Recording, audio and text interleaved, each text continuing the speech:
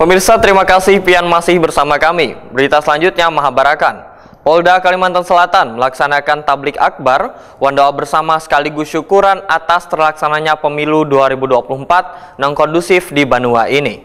Apresiasi pun diberikan setinggi-tingginya atas kinerja penyelenggara, wan pengawas pemilu, TNI Polri, anggota Linmas, wan pihak terkait lainnya dalam mensukseskan pemilu 2024 di Kalimantan Selatan.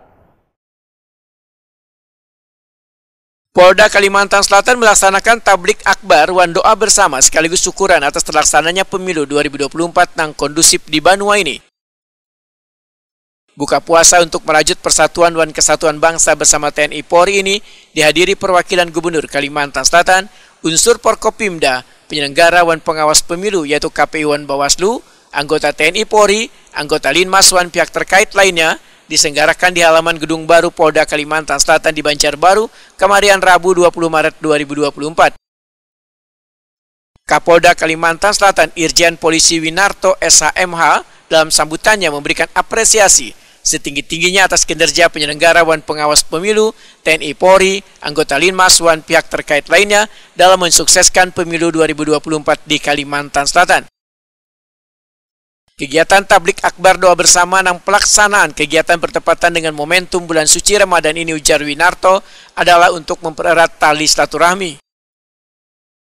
Winarto meminta warga untuk menghormati hasil pemilu 2024 agar kondisivitas Kamtipmas di Banua tetap terjaga dengan baik.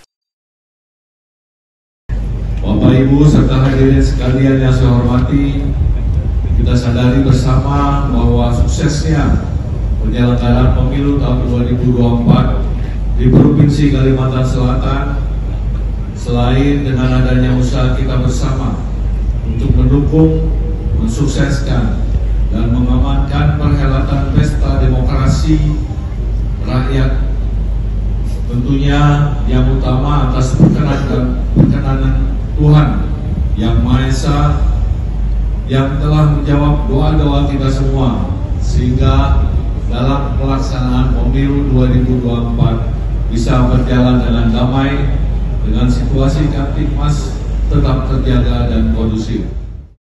Sementara itu, anggota KPPS wan Linmas diberikan piagam penghargaan oleh Kapolda Kalimantan Selatan atas dedikasi mereka setelah pelaksanaan pemilu 2024 yang berjalan aman, damai, wan sukses.